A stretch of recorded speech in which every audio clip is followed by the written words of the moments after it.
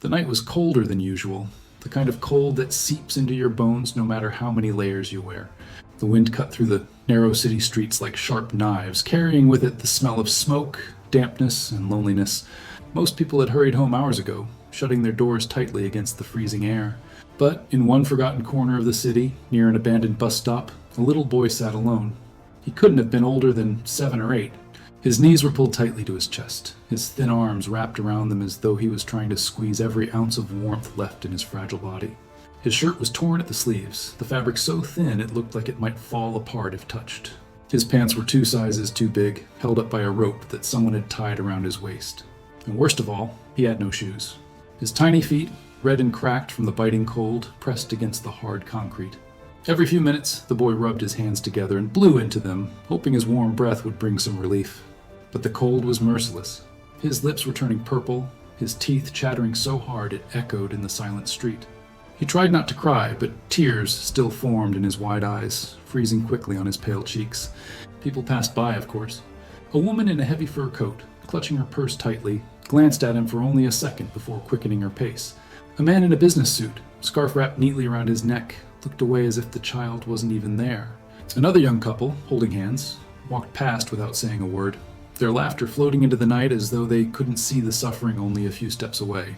The boy whispered softly to himself, "Mama, I'm cold." But there was no one to answer, no one to wrap him in their arms, no one to tell him it was going to be okay. Meanwhile, just a few blocks away, a small garage was closing for the night.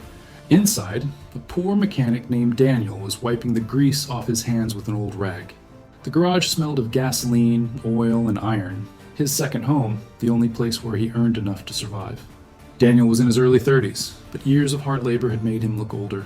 His hands were rough and calloused, his face tired and lined with worry. That day had been particularly bad. Work was slow, hardly any cars had come in. Daniel had earned almost nothing. He checked his pocket and found only a single crumpled dollar bill left.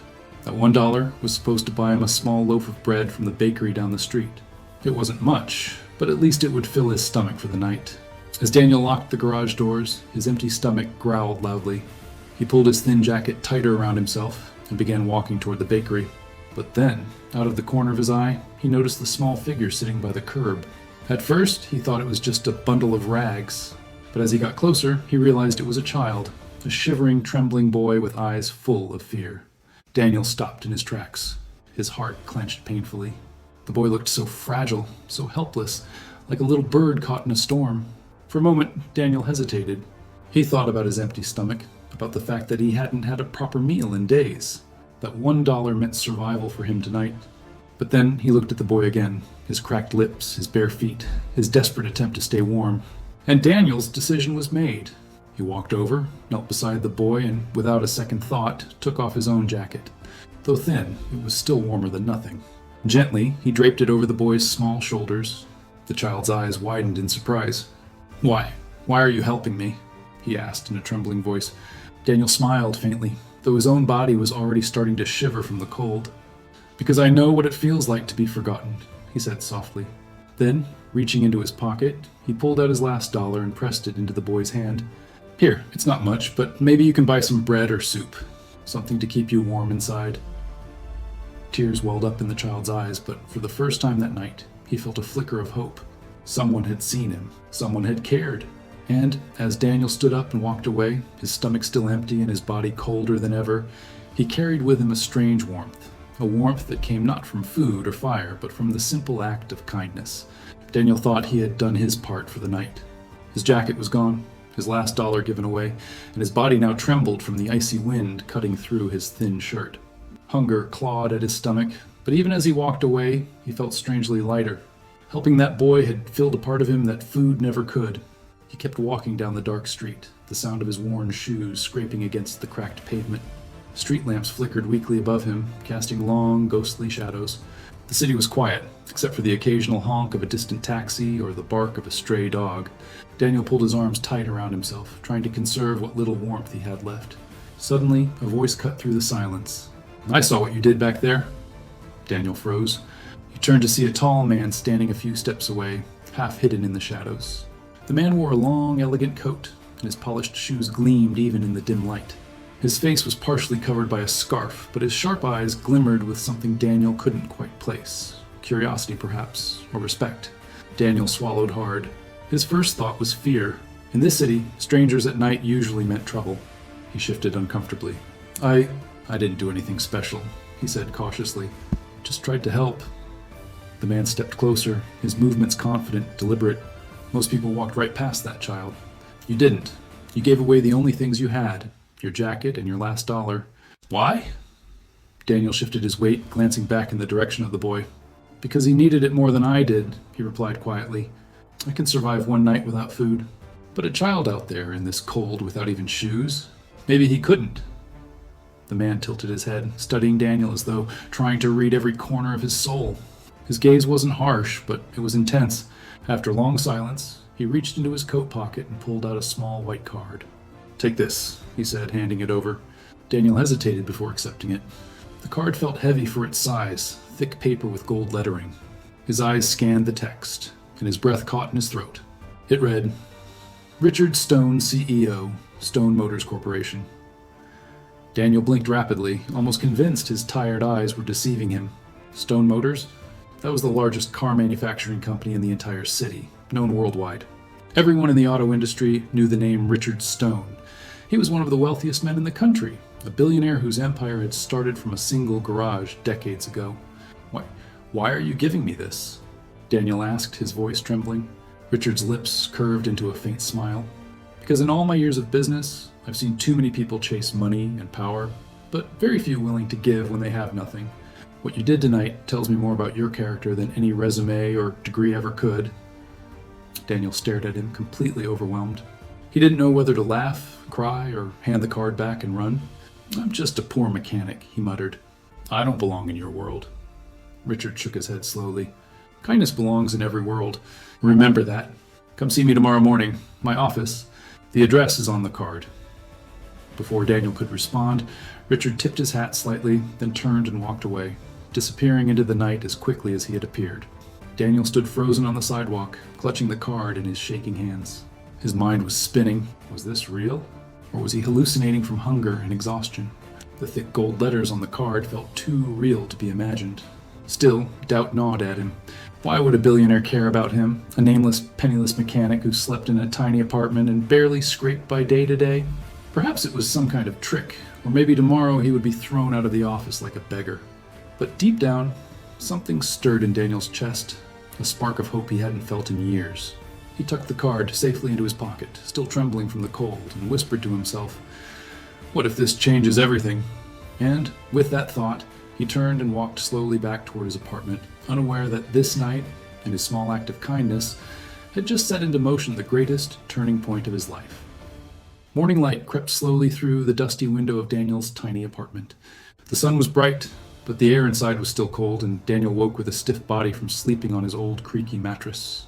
His stomach ached with hunger. He hadn't eaten properly the night before, after giving away his last dollar. As he sat on the edge of his bed, he remembered the strange encounter from last night. He reached into his pocket and pulled out the white card. The golden letters still gleamed, Richard Stone, CEO, Stone Motors Corporation. Daniel stared at it for a long time, torn between disbelief and fear. What if it was real? What if it wasn't? Was it possible that a billionaire had truly spoken to him, a nameless mechanic? He rubbed his face with his greasy hands and sighed. It's probably a mistake, he muttered. People like him don't waste time on people like me.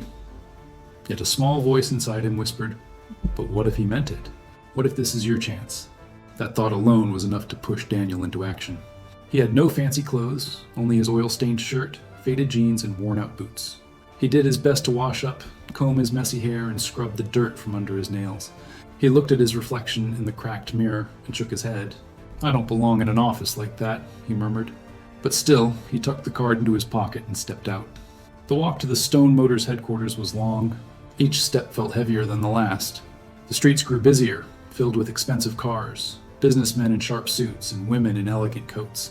Daniel kept his head low, feeling like an outsider. When he finally reached the towering skyscraper, he almost turned back. The building was massive, its glass walls shining in the sun like a mirror. Above the entrance, silver letters read, Stone Motors. Daniel swallowed hard. He whispered to himself, just one step at a time. Inside, the lobby was even more intimidating. The marble floors gleamed, the chandeliers sparkled, and people walked briskly with folders and laptops. Daniel's boots squeaked awkwardly on the polished floor, drawing stares. He could feel eyes on him, some filled with curiosity, others with disdain. A uniformed security guard approached. "Excuse me, sir, can I help you?" Daniel fumbled in his pocket and nervously handed over the business card. The guard's eyes widened slightly. He whispered something into his radio, then gestured for Daniel to follow. "Right this way, sir." Daniel blinked in surprise. "Sir? They're calling me sir?" The elevator ride to the top floor felt endless. His heart pounded with every passing second. When the doors finally opened, he stepped into a grand office with floor-to-ceiling windows overlooking the entire city. The room was decorated with dark wood, leather chairs, and framed photographs of cars from every decade. Behind a massive oak desk sat the man from last night, Richard Stone. "Ah, Daniel," Richard said warmly, rising to his feet. "I'm glad you came." Daniel hesitated, then slowly approached and sat on the edge of the leather chair across from the desk. He felt small, like a child sitting before a teacher. Richard studied him carefully. "You look nervous." Daniel gave a weak laugh. "Well, I don't usually get invited to places like this. I'm just a mechanic. I'm not sure why I'm here." Richard leaned forward, folding his hands. "You're here because of what I saw yesterday. Tell me, Daniel, why did you give away your last dollar in your jacket?" Daniel's throat went dry. He thought for a moment before answering. "Because the boy needed it more than me.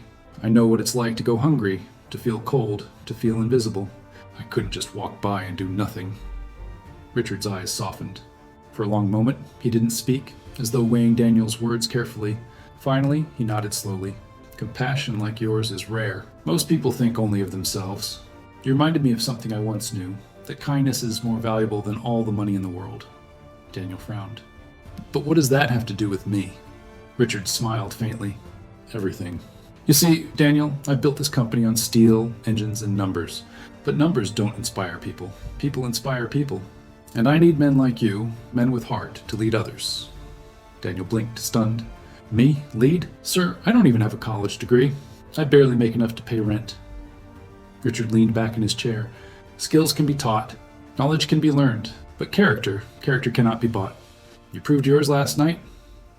Daniel sat there speechless, his mind spinning. Was this really happening? A billionaire was telling him that compassion mattered more than money, and that he, a poor mechanic, had something the richest men often lacked. It was the beginning of something he never could have imagined. Daniel sat stiffly in the leather chair, his hands gripping his knees, his heart still racing from everything he had just heard.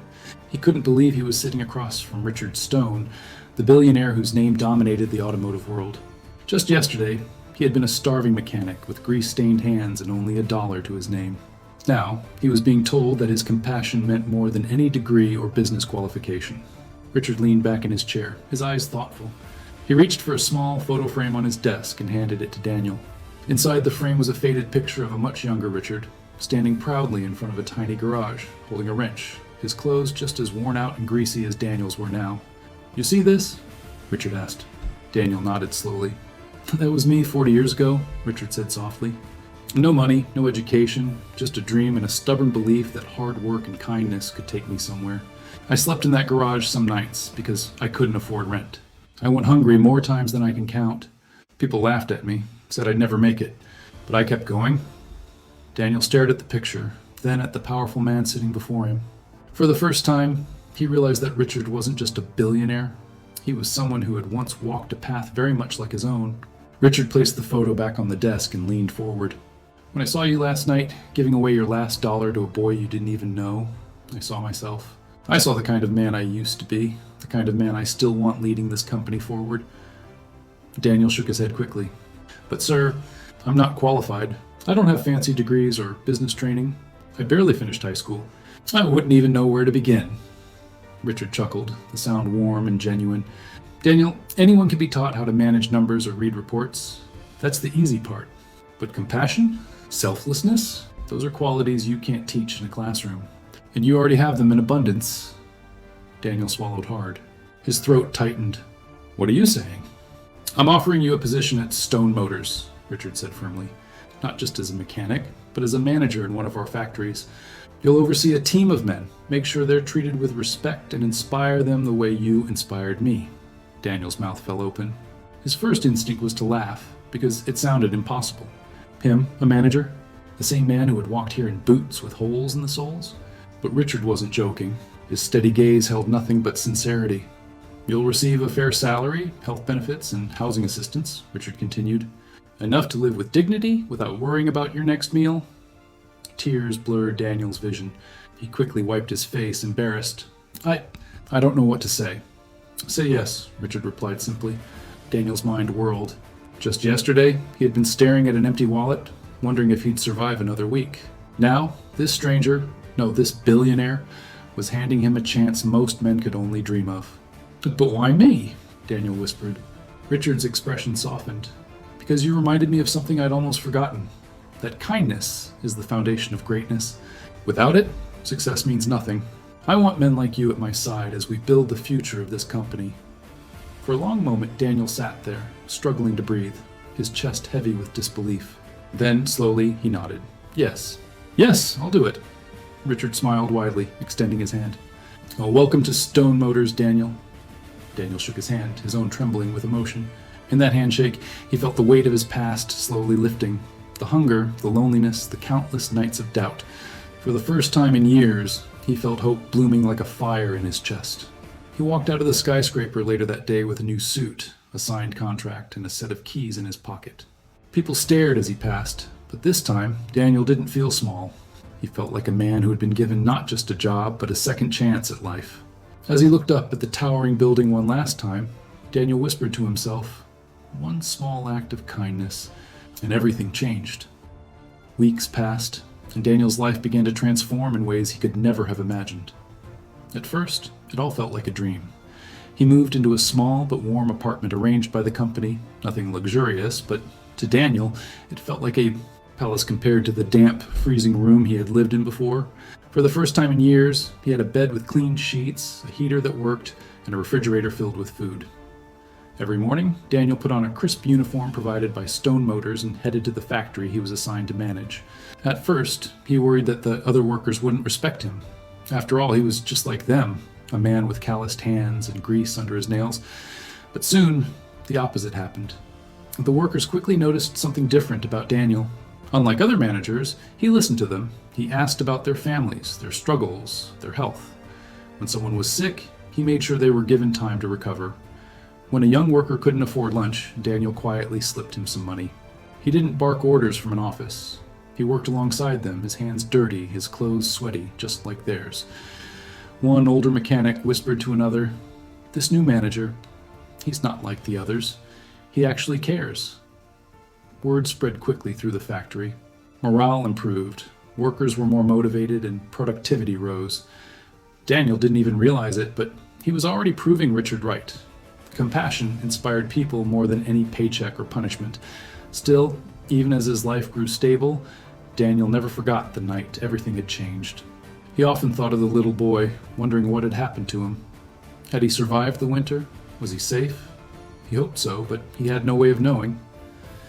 Then one evening, fate intervened. Daniel was leaving the factory late, the sky painted in hues of orange and purple as the sun set. He adjusted his new jacket, warmer and sturdier than the one he had given away that cold night, and walked toward the gates. That's when he noticed a small figure standing by the sidewalk. At first he thought it was just a random child waiting for someone, but as he drew closer, his heart skipped a beat. The boy turned, and Daniel recognized those wide eyes instantly. "It's you!" Daniel exclaimed, his voice filled with both shock and joy. The boy blinked, then his face lit up with recognition.